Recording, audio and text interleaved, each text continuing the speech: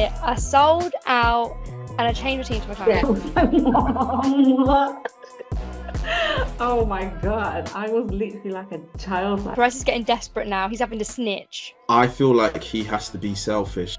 Welcome everyone to Wheel It Up F1. This week is a little bit different. I know we've been away for a little bit. We had the summer break. I've been away in Paris on holiday, all that. Chanise has been doing some adulting stuff. I've been girl bossing too hard. It's not even adulting, girl bossing way too hard in a good way. But I don't look like it right now. I've got these little pigtails in where I feel like I look like a child. But that's because I'm so exhausted from girl bossing, bad bitching, that I needed to just get to my child's view. And I've been in Paris for my birthday. I went to Disneyland Paris last week. So I'm now back. And here we are. But anyway, we have a guest on who I was gracious enough to meet the other day at the F1 experience or F1 exhibition. And guys, if you haven't been, you should definitely go and check it out because it is a fun time. And if you are into F1, motorsport, cars, get down to the Excel Centre, check out the F1 exhibition. It's really fun. There's lots of stuff in there. There's lots of history right from the start of F1 right up to current date. It's also interactive, great for kids, great for newbies as well that have just coming into F1. And there's so much to learn, so much to do. I almost feel like I should go back because you do need time to soak up all that information. And I've just reminded myself there was a book I wanted to buy myself for my birthday, which I need to go and get. But anyway, we are joined by Kenny. Kenny, tell us a little bit about yourself and your journey into F1. So yeah, hi everyone. My name's Kenny. I work in sports PR across various different sports, whether it be football, boxing, Formula One.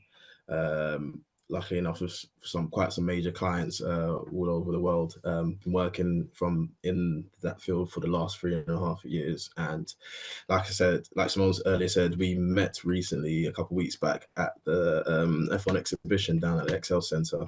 She was one of the guests that I invited, and it was lovely to meet Simone in person. Also, of course, I'm a fan of the podcast. I've been following Instagram and been watching the episodes as well. So I am really, really happy to be here. How I got into Formula One, late 90s, early noughties, massive Ferrari fan. I don't know if you couldn't tell, I've got a little Inter Milan shirt for repping Italy today, following off a great win. So yeah, massive Ferrari fan. Michael Schumacher was really the driver who got me into Formula One, and just been following the team ever since through the trials and tribulations. I'm Ferrari through and through. Can I just say why I'm so excited to have Kenny on the podcast? This isn't just like any official episode with Kenny. This is his first ever podcast featuring. Yeah, it's first ever Hello. podcast. Yeah, first time featuring on a podcast.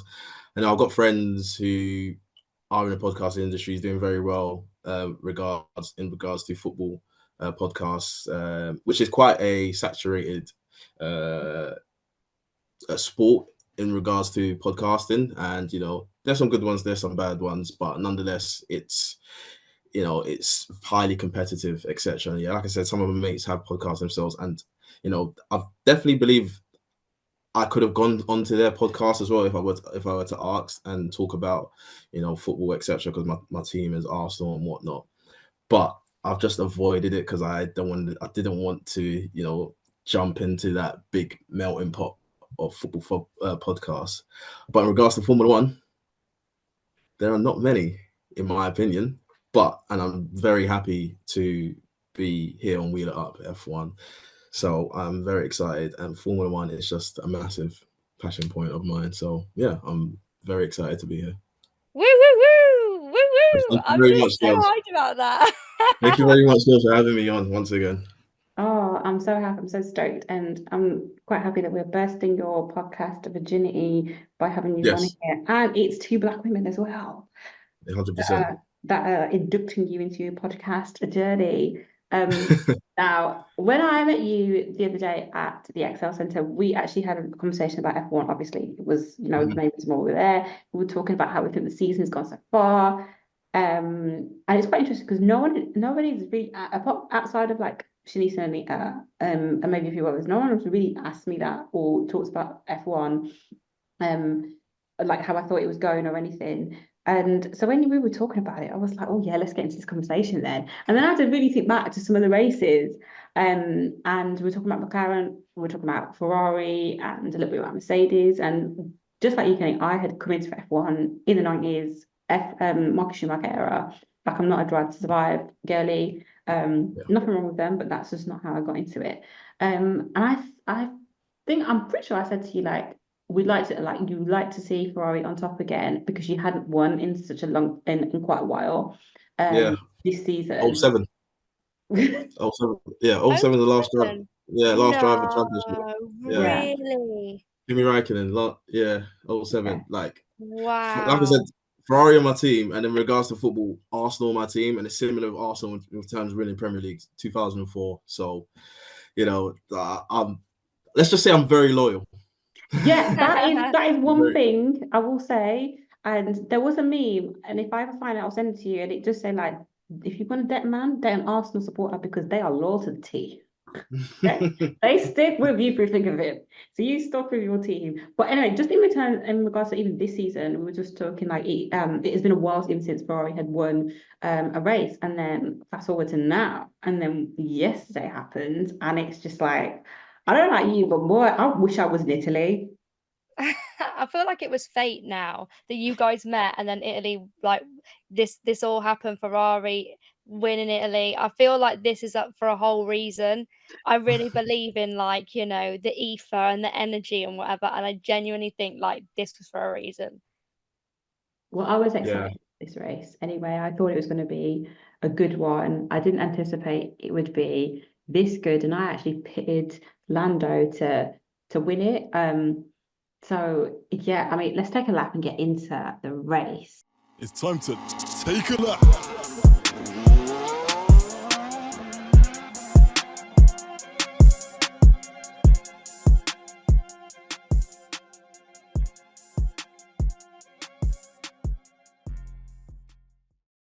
Um, so Kenny, obviously I know you watched it. Shanice, you have literally recently just caught up with all that has been going on. But what do you think happened or think was going on, Shanice?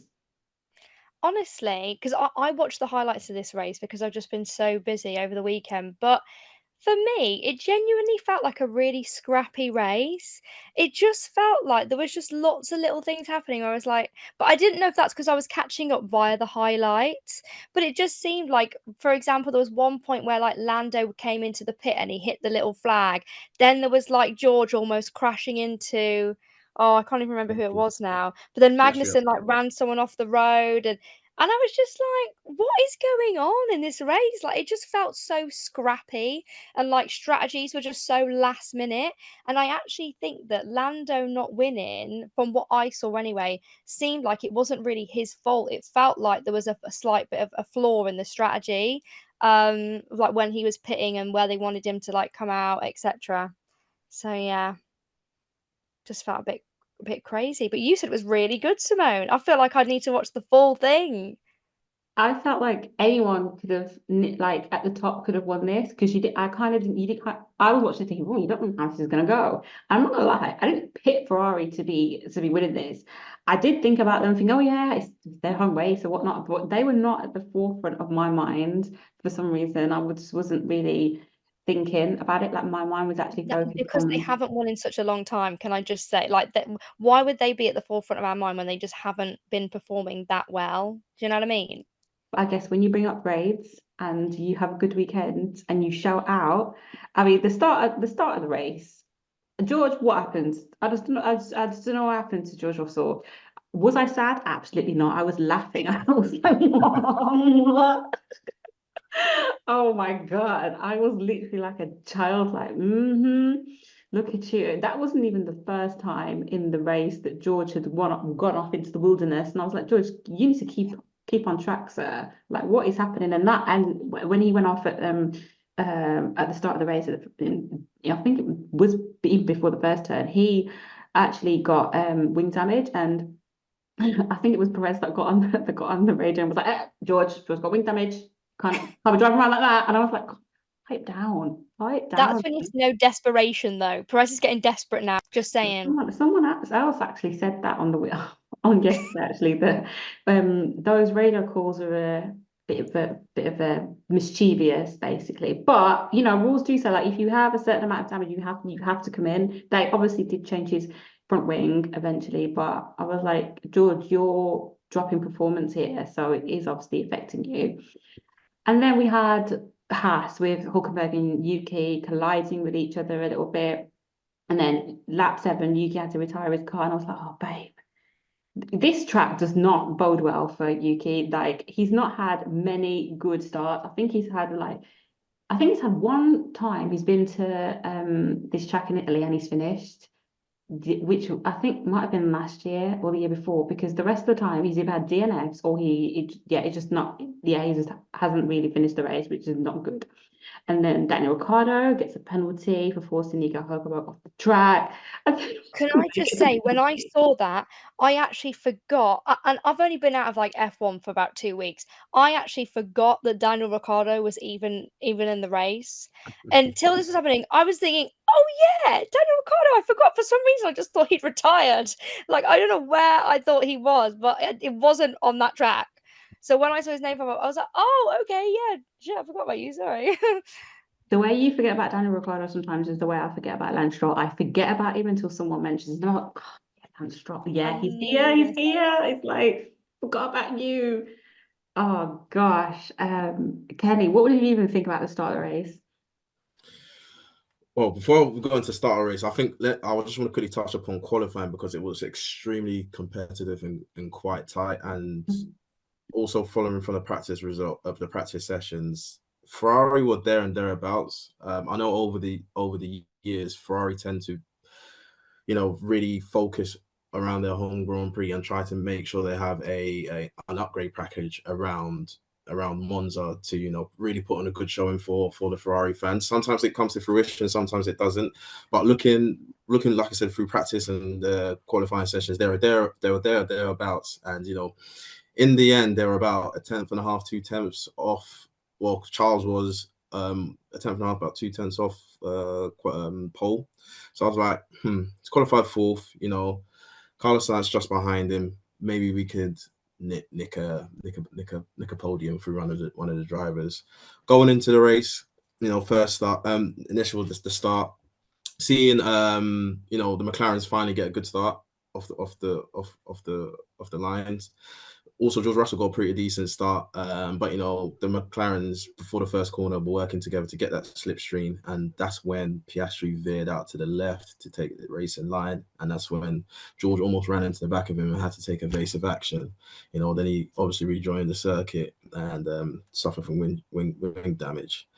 Then moving into the second chicane, Piastri made a hard but fair move, in my opinion, that caught Norris off guard, and because of that, Norris did, he did lose his rear end and almost collided into Norris, but Charles, being opportunistic as ever, used that to overtake Lando and start to begin his hunt for Oscar Piastri. So I was very satisfied with the start of the race to begin off with. Very happy. Same. This is probably the first time I've heard about these papaya rules, right? These papaya rules that have been introduced into McLaren, and I think we spoke about this when we met. Like when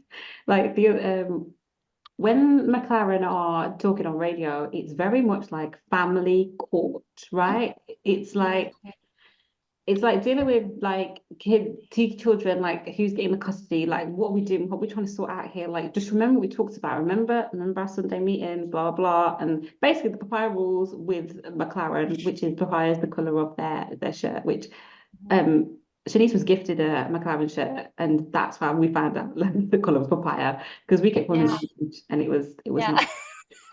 Imagine that, the shame. Oh, it's actually papaya. Who knew? But who orange. knew? Who knew? It looks pretty orange, but there's a different shade, and it's another fruit, papaya. Exactly. But these papaya rules are basically so they can fight safe, basically, on the track, and there's no drama. But I feel like you could sense there's some sort of friction of what was happening with Oscar and Lando. And as you mentioned, Kenny, like even Oscar just taking that initiative and like just, going for it, which obviously threw George Russell off and Lando. That a lot of people will say like I thought the move was fair, basically. I thought the move was fair. But a lot of people are saying like it was very controversial. Yeah, I think they were. I think fans of McLaren, or let's say Lando specific fans of McLaren, wanted them to hold station, slipstream each other as the race went on, and then hopefully eventually just finish off in a 1-2. Mm. 1-2 with Lando Norris obviously being first and Piastri second, just following their grid positions. But unfortunately, or fortunately for us, Andrea Stella, Zach Brown have maintained that they have two number one drivers, and they are free to fight within these papaya rules. Um, so what we're getting is in my opinion, the way I look at Piastri, he's a very quick driver, almost no nonsense, typical Australian. He's just very straight to the point, and you hear that with his radio messages. And he's really giving it to Lando Norris. And I know Lando Norris he's ahead of him in the drivers' championship at the minute, but if Lando Norris, in my opinion, really wants to give it a real shot of winning this driver championship, I feel like he has to be selfish and almost disobey team orders that Mm-hmm. that we have seen previously from other teams as And other from other drivers, teams, yeah. other drivers with other teams in order to reach that goal within the drivers championship. That's my opinion. You took the words Man, out of my mouth when you said he has to be very selfish because he kind of couldn't has to agree be. more. You have to be that driver. Like you need to adopt the selfish dog that Max Verstappen has got, and you need to download that and be like, right, okay, team orders, forget it. Like, on that, I want this championship for myself. I'm edging closer, and I can go for it. I can get it. So that's what you have to be like. And I do think Oscar is a really good driver. I don't think people really knew or saw or anticipated, I should say, how good or how competitive he was going to be. But these two right here, they're very competitive drivers and they're very good. Like they're very good. But this is what I just love about McLaren and their team in general. I mean, there's always going to be, in a family, there's always drama. There's always going to be squabbles and fights, and parents and aunties and uncles and everyone having to come in and divide and share out equally and say, oh, we need to be fair and set all these rules. And you've got on the fridge your bullet pointed rules of who's dusting next, who's helping mom with the dishes next, whatever. But at the end of the day, in order to be an F1 driver, like, this ain't really a family. And we've seen this many a time. That's why there's a 1-2 driver. And I think one of the reason why Max has become a number one driver is not just because he's winning, but it's because he puts his foot down and he's firm and he makes them realize that he is the number one driver. So I think to Kenny's point, it's like you have to be selfish, and the more you show that selfishness and you're also winning alongside it, they're like, okay, right, yeah, he is the number one driver. They have to give it to you because they can't just be like, oh well, you're both driving really well, so that's why we've got two number one drivers.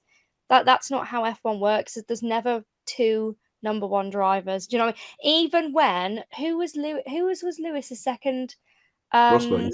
way back then when he was driving with Bottas, like at the beginning, they were both very competitive. Do you know what I mean?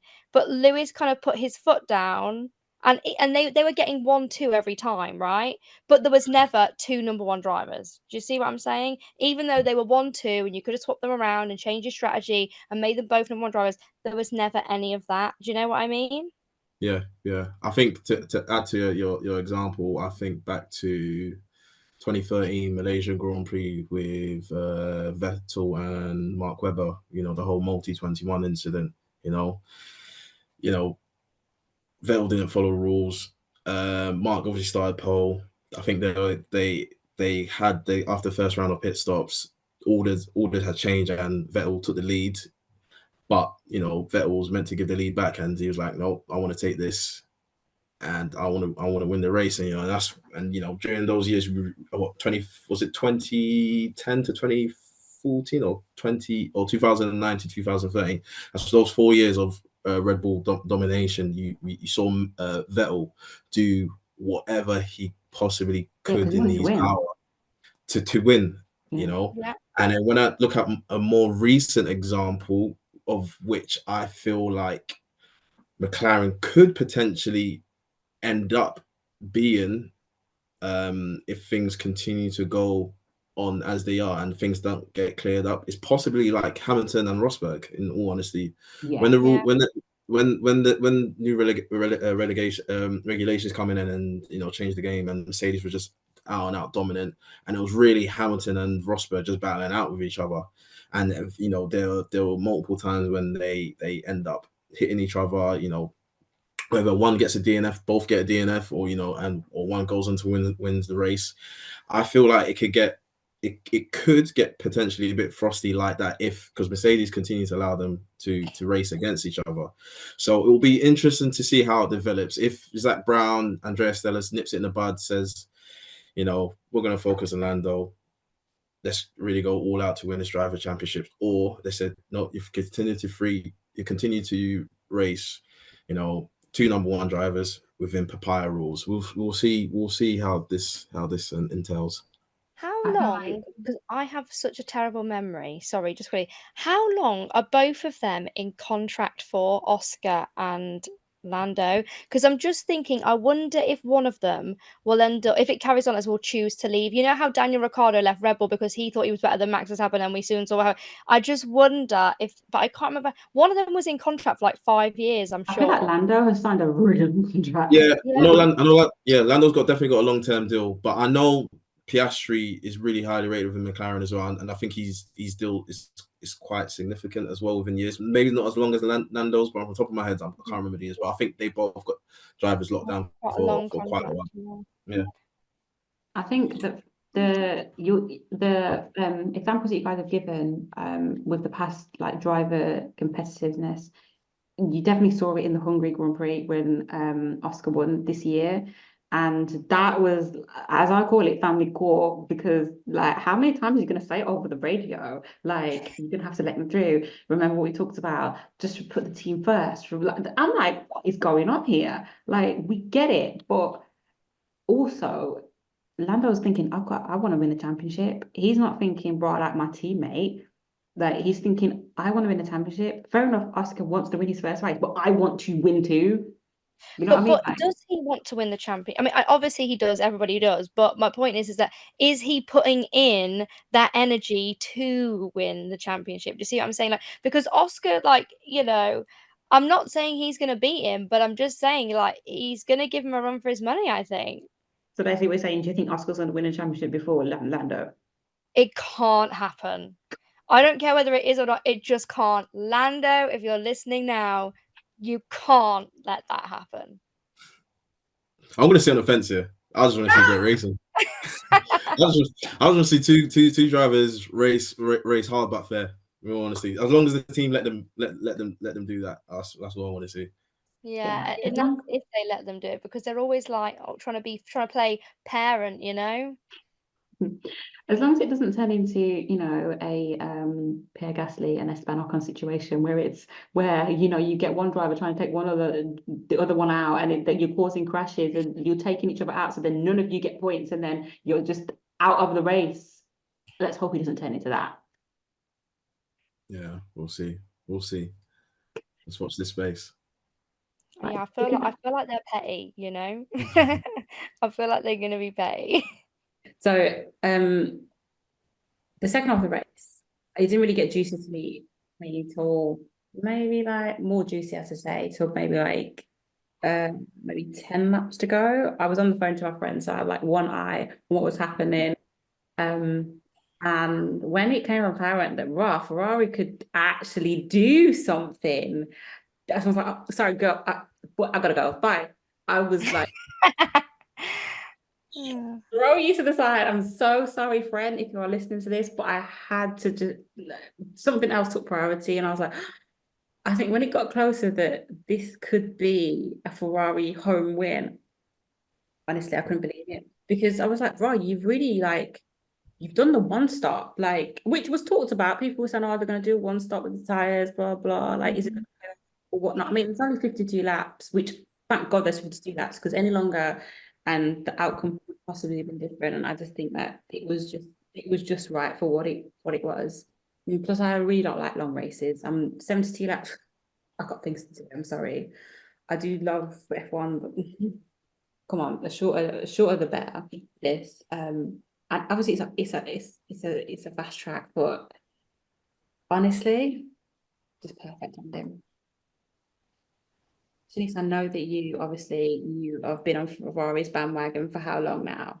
So do you know what though? Do you know what I was I was thinking last race? Oh, you know what? I'm so glad that I changed my team this year to McLaren. This year I sold out and I changed my team to McLaren, right? Yeah. Right, and I did. But this whole all these years have been like Ferrari, but on this pod, Ferrari. I had Anita and Simone cussing me out. Oh, Ferrari had this, said that, then rah, rah, rah, and I stuck up for them every single time. This year I sold out and said, you know what? This year I'm going for McLaren. Not because and at the time I didn't even think they were gonna like win loads of races or anything. I just like to support the underdogs. I just thought, you know what? I love Lando, I love Oscar. I'm going to support McLaren. And then I met a McLaren engineer. I was like, you know what? I'm supporting you guys this year. You guys are fun. You're cool. You're nice. Whatever. I'm going to go McLaren. And this whole time I think, you know, I'm so glad I went for McLaren. And then Lewis announced that he was moving to Ferrari. I was thinking, shit, I made a mistake. I made a real mistake, right? And then Ferrari still weren't doing that good. So I thought, actually, no, maybe I'm okay. And then this race, I was like, man, what it would mean to say that this season, Ferrari's my team. Kelly, I can see you shaking your head at me. I can Kenny's see you're face about to just come went for through me. many different emotions, like many different expressions. Like there was a mood board, right? Someone could see Kenny's face. So, Shanice, is it fair to me? Is it fair to say that you're not really loyal? Well, do you know Be what? loyal. Before we started recording this podcast, you guys were talking about how loyal you were to your teams. And I was thinking, shit, I've got to come on here in a minute when we're recording and say that I ain't loyal. I've got to come on here and tell people I ain't loyal. Yeah. But you know what? It's not. I wouldn't say it's not that I'm not loyal because I still love Ferrari. But And I'm a believer in you can support more than one person. However, I do think, yes, you are better to stick to one team and continue with them. And I do think that that shows I'm not gonna say a true fan because that is not fair to me. And I'm not gonna do myself like that. But if you guys say that, then that's different. I mean, Shanice, we've talked about this before. I mean, I've questioned your ability to be able to just run around the track and just like go to different teams. No, because what it was is when we started this podcast, every year we were choosing a new team and a driver to support. We didn't I- necessarily have to swap. We didn't necessarily have to swap, but that was also a thing. And I like to keep it fresh. I like to keep it different. You know, each year I'm kind of rooting for a new team or whatever. But actually, the whole time I was rooting for Ferrari, and then this year I was like, you know what, forget it. I'm gonna latch on to that little rule thing that we created to say, yeah, we can support a different team this year and talk about that team and how much we're enjoying watching that team progress. And I have been enjoying it with McLaren. I really have. And I still think I made the right decision. But yes, because I just know how much I would have got cussed out as well this season on the pod again for sticking with Ferrari. Because let's face it, this is their first race win in a long ass time. So I Just to be can't take clear, like criticism, no okay? one I agreed can't to take switch it. the team thing. Okay, that was on you and maybe because I haven't switched drivers or teams. Anyhow, Yeah. To be fair, actually, me and Anita, yeah, we definitely because I'm sure at one point she was Red Bull at the start of this thing. I'm so sure she was a Red Bull, and yeah, and I was for yeah. Kenny. Yeah. I mean, Shanice, we'll talk about this another day. No, Off come for me, camera. Kenny. It's okay. It's Ah, allowed. no, Everybody look, always look, is. We're not gonna do it. I mean, just touching back to the race, and Simone, you said that the race really come alive to you for the last 10 laps.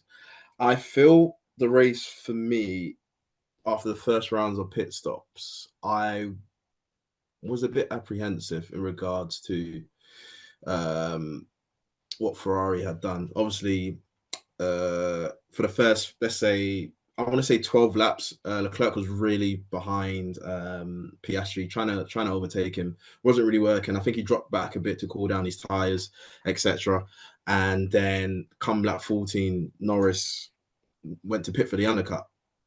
The undercut, and the undercut did work for Lando Norris because Ferrari pitted Leclerc a lap after, and look on the yeah, and Leclerc was on the team radio like, why did you pit me? Why did you pit me if he was gonna undercut me? Undercut me. You should have kept me out for longer.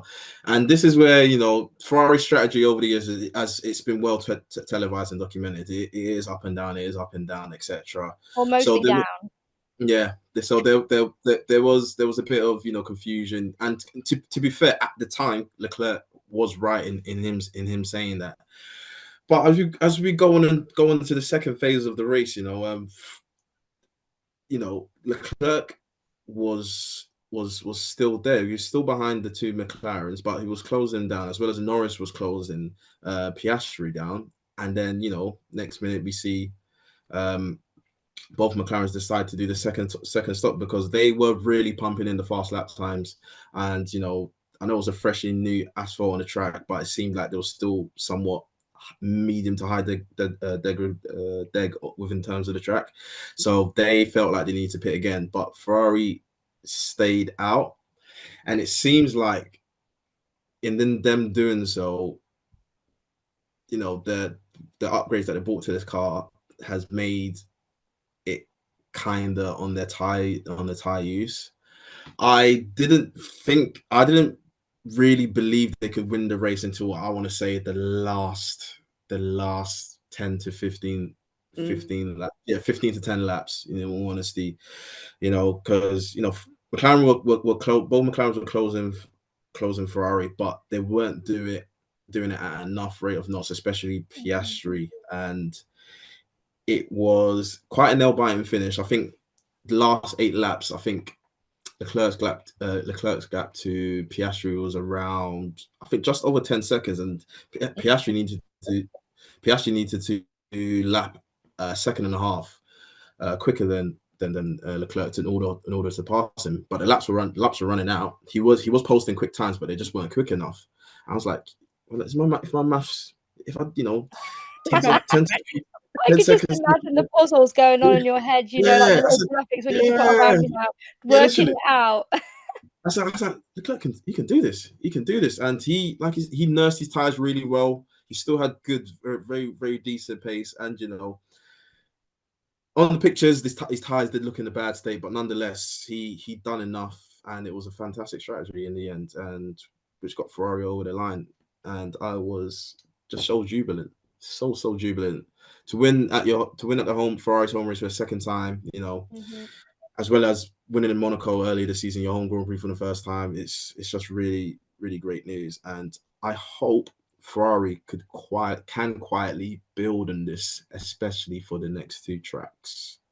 Well, this is what I was going to say, like it is only like one race. And at this rate, we're talking at like winning one race every 6 months.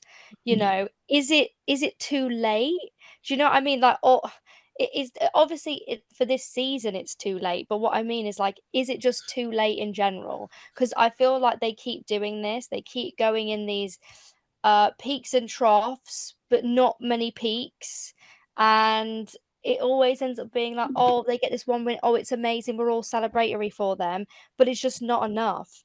And with Lewis going over to Ferrari and their strategy still being off, I just feel like, yeah, having some decent tires and having a few, I don't want to say measly upgrades because they're obviously good upgrades, but is it enough? Not really. I don't know. Let's see. Watch this space. Well, they haven't won since Monaco, which obviously was in May. So it had been a while, and nobody really knew. Like, well, what's happening here? Like, you won in Monaco, and after that, it was just not very consistent. But I will say in this case, like, to your point, Kenny, about him nursing his tires, because Leclerc changed his tire. He did 15 laps, I think, Yeah, like 15. 19. So he pitted a little bit later, and to go from that to 50 odd laps, I was like, rah, like you really. I was actually dead shocked. I was like, can he do this? And obviously he didn't.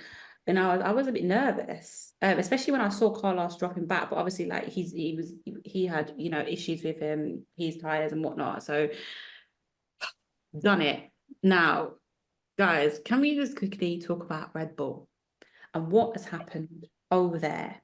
Yeah. Yes. Yes. Now, I mean, Yes. I don't have the answer to what's happened over The there. Red Bull reign is coming to an end.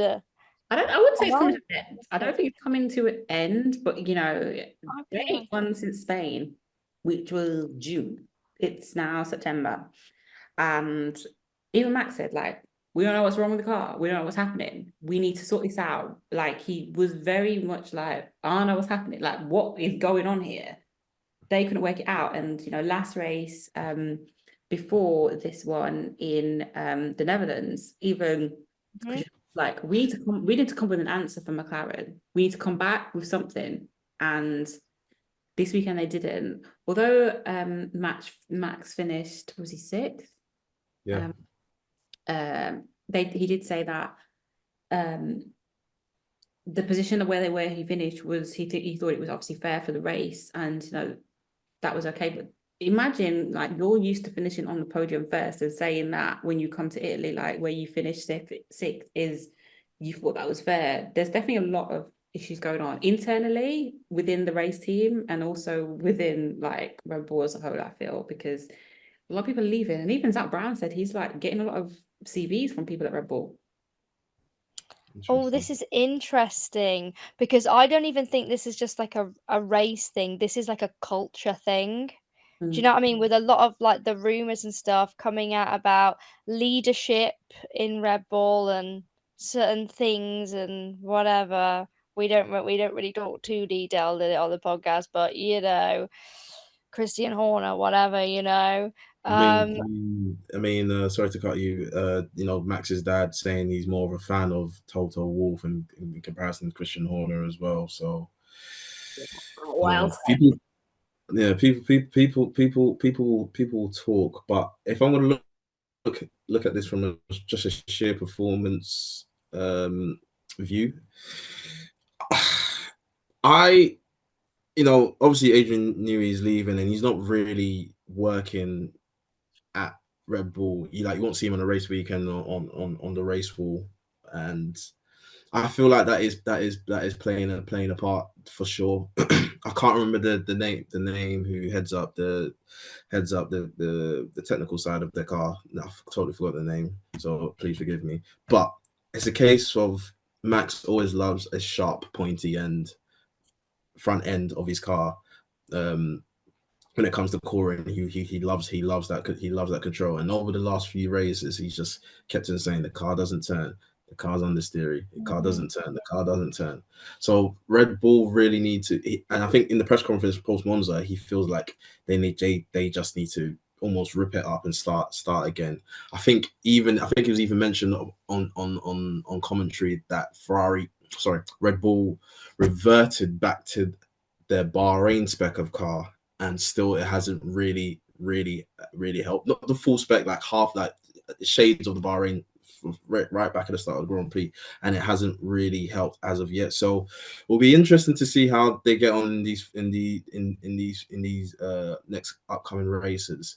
From looking at paper, I don't think they will do too good as well, just because I feel like history may repeat itself a little bit.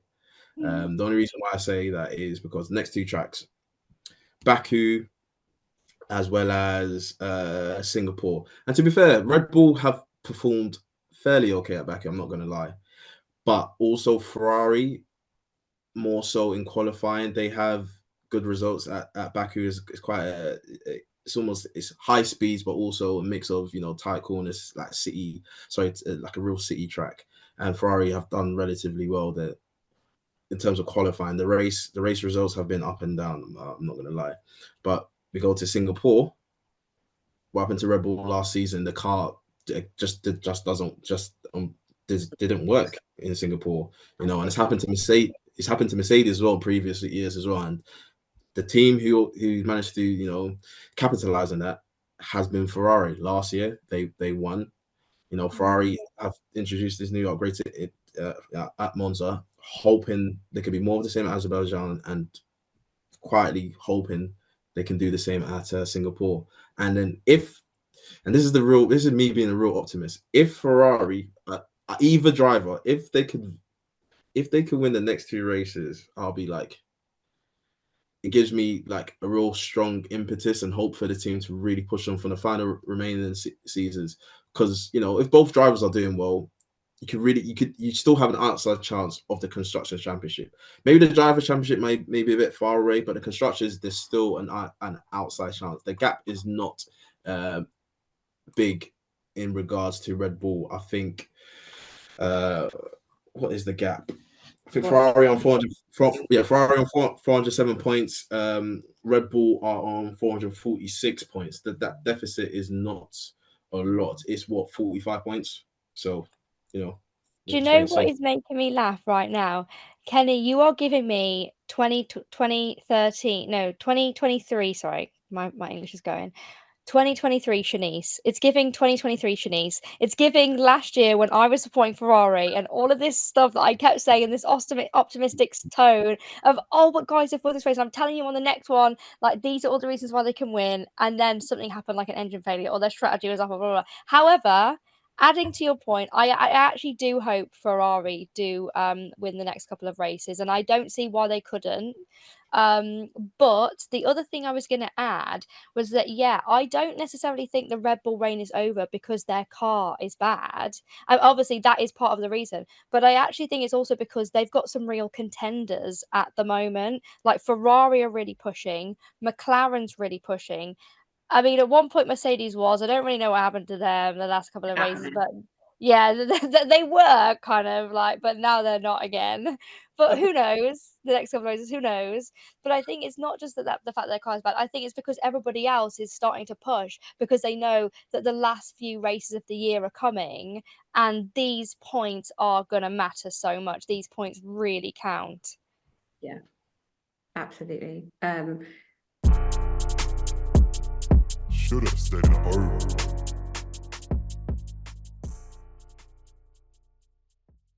Chanise, I'll start with you. Who was your should have stayed at home? Oh, good. Oh, good. I'm glad you asked this one first. Everybody already knows, if you're a regular listener, you already know who my should have stayed at home is on this race. Yes, you do. I absolutely hate to say this again, and I don't normally make a habit. Everybody who is a regular, even from last season, will know I tried to have a different person every week. But I can't ignore the fact that Kevin Magnussen has yet again managed to get a penalty. And Simone did say earlier, Chanise, it's okay. He's going to be out the next race. FIA, that wasn't the deal. It was like one more penalty and he's out. And he's at about 5 more and he's still in and only out for one race. I'm sorry, but you need to be at home and retire.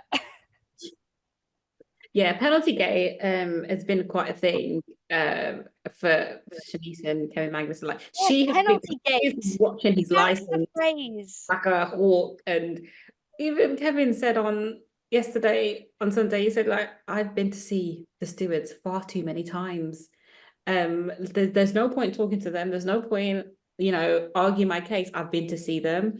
Should you've got a penalty for what happened?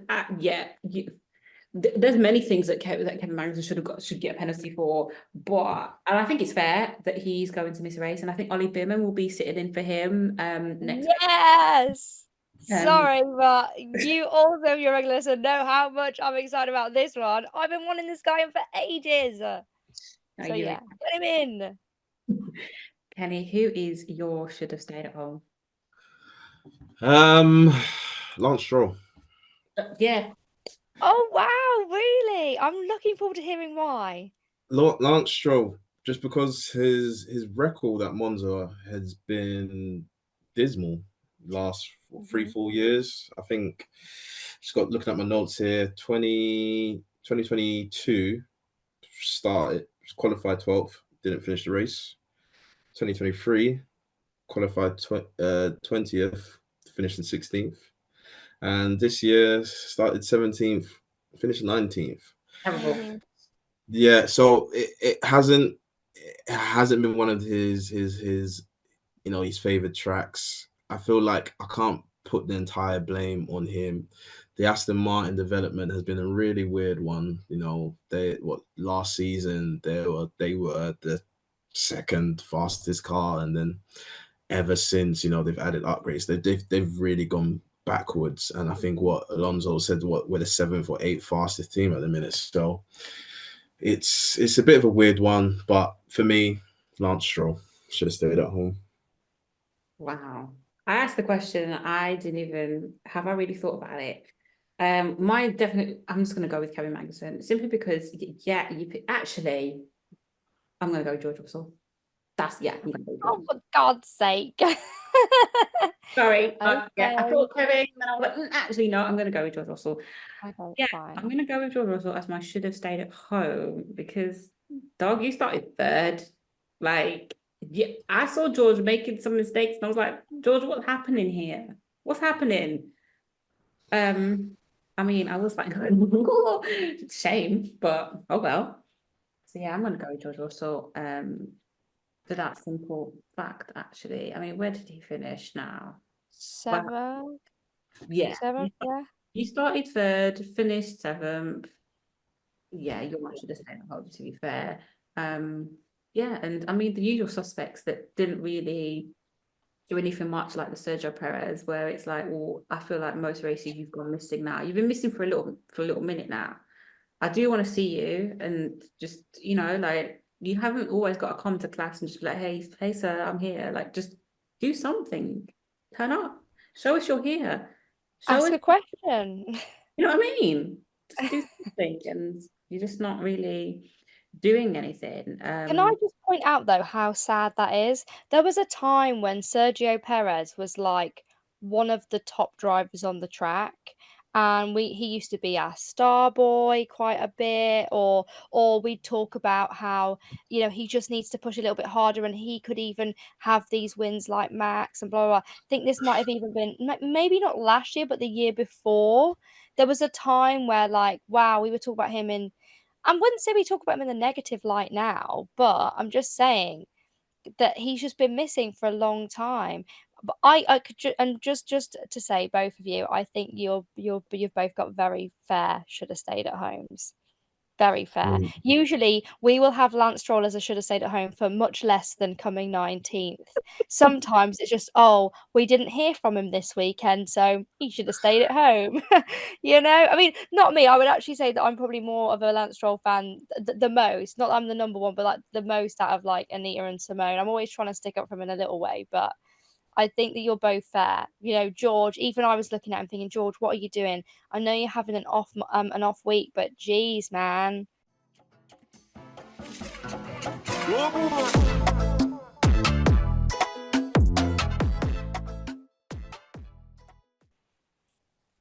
Kenny, who is your star boy? Well, this is obvious. He could choose anyone. I mean, of course, the obvious star boy is Charles Leclerc. Just what a guy. What a man. What a man. What a man. But if I'm going to pick a smaller star boy, You are allowed to have Charles Leclerc. Like, that's totally fine. No. Charles is number one. Charles is number one. But also, I'll give a shout out to Alex Albon. Yeah. Come on, you Alex finished Albon. 8th. Did he come Good 8th? I shout. think it was 9th. Sorry, came Nine. 9th. Alex Albon. I think we know the way Williams set up their car. It's catered to straight line speed. They really have a good top end speed, etc. Their car is just highly suited for the Monza track layout. Very strong qualifying, and then full up to the race. Happy days. Yeah, I'm really happy with that. Good. Denise, who is your star boy? In fairness, my star boy number one is also Charles Leclerc, mainly because I am extremely happy for him. I've been watching him for such a long time now, like trying to get back on top and really rooting for him. Obviously, like I'm always rooting for the underdogs, and it just feels awful that I'm saying that Charles Leclerc is now an underdog. I hate that, but he is, in my opinion. So seeing him be back on top is just really nice. Um, yeah, no need to say anymore. I love, Kenny, that you shout out Alex Albon. I'm always trying to give Alex shout outs, but for the last, like, not the last couple of races, but like there was like a time period of like three months or something where he was just doing really badly. There was a time, I think it was at the start of the season, where he was just doing really good. Yeah, he might not be like winning, but he's getting into the top 10. He's getting some points. He's pushing really hard. He's definitely Williams' number one driver. But recently, like, there was a time when then he was just, like, doing really bad. I was like, "Alex, what the hell's going on?" So it's nice to see him coming through again and pushing, and I really wanted him to go to, like, a really good team, but there's just no space, and it's really frustrating because I feel like he deserves it now. I feel like he could go back into, a good seat and really try and smash it. My star boy is Charles Leclerc. He surprised me, I'm not gonna lie. Weren't really looking out for him this weekend, but he is the Prince of Italy right now, and honestly, it was beautiful to see that drive. And I was like, almost couldn't watch when it was the last lap. I was like, is he gonna do it? Is he not? And he does, and I'm like, oh God, I can breathe. I can breathe. The anxiety for the last 10 laps. Palpitations. I'm not gonna lie, I would have liked to have seen Carlos Sainz up there as well. I think it would have been nice to have two Ferrari drivers up there, but it just wasn't sort of meant to be. But anyhow, that is what it is. I would have loved that too, but the fact that Carlos Sainz is going to Williams for me is like, That's a conversation for another day, Shanice. I know, and we haven't talked about the pod, and then we keep saying that we are going to, like, about the movers and shakers, but that everyone if you've been listening recently knows I really did not want that move to happen, and the fact that now that that is happening, I'm just like, Carlos Sainz has no hope, no hope. He needed to sit, Shanice. He needs to sit somewhere. I know, but Kenny, what did you think? Look, this is me thinking outside of the box. How old is Lewis? Lewis is 41, 40, 41. oh, easy. I thought it was like 39. I Oh, think it's maybe. 41. Damn, don't Yeah. No, You're how aging him, man. You're aging him. I'm sure. Lewis 39? I think he's 38, 39. in January, okay? Yeah, How old is 39. 39. Okay, so he's 40 next year. Believe me, how long is he deal? Is it a multi-year deal at Ferrari or is it a 2-year deal at Ferrari? Oh, I don't know. Well, I thought it was 2, but I could be wrong. I think either 2 or 3. I mean, hopefully he has a really good time at Ferrari, etc. I would love, gold star thinking. I would love him to win a championship at Ferrari and then retire on that high ninth championship, and then Thank you, glad we're on the same page, Kenny. Thank you. Yeah, and then Carlos Sainz to come back. I would love that. I would like Carlos Sainz to come back. In all honesty, he did say it was the way he found out about him leaving Ferrari was pretty harsh. He's still a highly rated driver. I do really like Carlos Sainz. So who knows? He could definitely be at Williams. I want him to be successful at Williams, but if things don't go too well and the door does open up at Ferrari again once Lewis, decides to call it quits, I would like to see Carlos Sainz. but would he go back? I mean, after that, like, way of leaving. Okay, yeah, fair enough. Obviously, you want to leave. Well, all right. Kenny's face right now, if you could see it, it's like, yeah, duh, of course he would. It's But Ferrari, duh. yeah, I know that. But sometimes pride with these drivers gets them. You know Yeah, what I mean? But yeah. money talks. Money does talk. I mean, it was Carlos Sainz's birthday on the weekend, so shout out to him. And can we just add that I am 4 years older than Carlos Sainz? I'm just putting it out there. I'm 4 years older than him. And Is when your point that he looks old? I never said that, but I'm just saying, sometimes when I see some of these athletes and it's like it puts things into perspective when you hear how old they are. And I'm like, right, like I'm 4 years older than you, and this is what you're doing. No, like what am I doing with my life? Nothing. But yeah, does he look old? Of course he looks a lot older than what he is. It's quite surprising, actually. I'm just looking at him now, like getting another clue. But I don't know, man. They edit, they edit these photos good, you know, these little headshots they've got of them. They've definitely kind of like blurred out some of these wrinkles he's got because now I'm looking at some of the other. Do you know they have a stressful job, man? Do you know what I mean? Like now we're coming at them because they're looking old. It's just like Lewis is looking pretty fresh. They've got a stressful job. I have indeed. Anyway, we are going to look forward to Baku, which is in 2 weeks' time. Quite excited for this one, actually. I'm hoping it's going to be fun. I'm hoping it's going to be I think it's going to be unexpected is what the word I'm going to use for Baku, unexpected. And I would like to see another Ferrari win, but also I think could be some fun times at McLaren.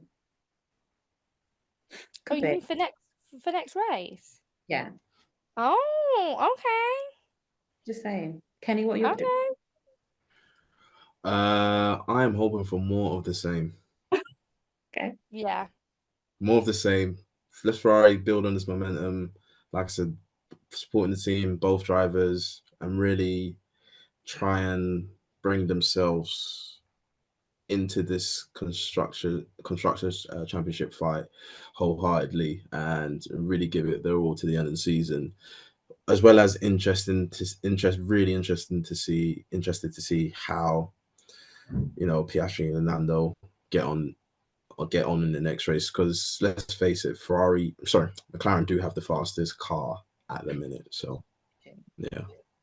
But also just to add to that, I also think that, oh my God, why is the point just left my mind? Oh my God, I really should write things down. What we were just talking about. It will come to you. Kenny said more of the same, and I only remember that because I was thinking, oh yeah, more of the same, but not necessarily a Ferrari win, but more about the excitement for me. More of that. I want that level gut-wrenching excitement. What I was going to say was one thing that also Ferrari have on their side, aside from upgrades, is they know, and everyone knows one of their drivers is leaving, one of them is staying. So they don't have that necessary battle that McLaren have of we've got two number one drivers here that are trying to battle it out for that sort of spot. Like, yeah, Carlos is leaving. Like, you're going to another team, dog. You know what I mean? So it'd be nice obviously for him to win before he leaves, but I just think like that sort of co-working pressure may be a little less than it is at McLaren. And basically now he's just there to get his paycheck because he doesn't need to prove anything because he's already got a seat at Williams and they're not necessarily going to choose somebody else. Yeah, but he's still gonna want to. He's still gonna want to win. He's still gonna want to drive. But I'm just saying, like he's still gonna want to compete. But it's just not gonna be as I think he's going to coast a bit. I'm sure this is what happened last season when like it was coming to the end and he just weren't getting the points that he wanted and he started coasting. He was unlucky as well. He was unlucky last season. Yeah. He was unlucky. Be interesting to see how also Red Bull bounce back, if they bounce back, and what they come with, what their answers are to for McLaren and for Ferrari. Like, what are they going to work on in the next couple of weeks? Because Max was like, "Listen, who's awake in the background?" Basically, Max was like, "Is anybody awake? Is anybody?" I hope they're not working on anything. Yes, Chanise. I think that they need to let somebody else have their turn. and share. That's not how Formula 1 works, my friend. Unfortunately, I know, we say this all the time, but money. if I could have my way, Someone. when Chanise rules the world. Oh God. So yeah, Kelly, it's been great having you on and hearing your thoughts. Hopefully you will come back and come and sit with us as another fellow Ferrari fan. Oh, I'd like again, big fan of podcasts. Thank you very much, Simone. Thank you very much, Denise. Yeah, it was really cool. Enjoyed it. I enjoyed it. I just love Formula One. Love chatting about That's it. good. We like people that like Formula 1. That is what we Mm. like. We like people that love Formula 1. Yeah. We like Formula 1 too. And I think I said this to you when I saw you. I was like, we have got to get to a race. Like I've been to a race. I think Kenny, you've been to a race. I went to Barcelona in 2022. I've not been to a race yet. I've not been to a race yet. The way, the way I love Formula One, I haven't been to a race. It really is actually quite sickening. So it's definitely, I do have bucket list Grand Prix, but I definitely will try and get myself to a race next season. That's on my to-do list for sure. Plus, Lewis is at Ferrari as well, so Oh, come on. It just makes sense. It just makes sense. It does make sense. Anyway, we're going to wave the checkered flag on this episode, and we'll see y'all not next week, the week after for Baku. Woo woo! cheers.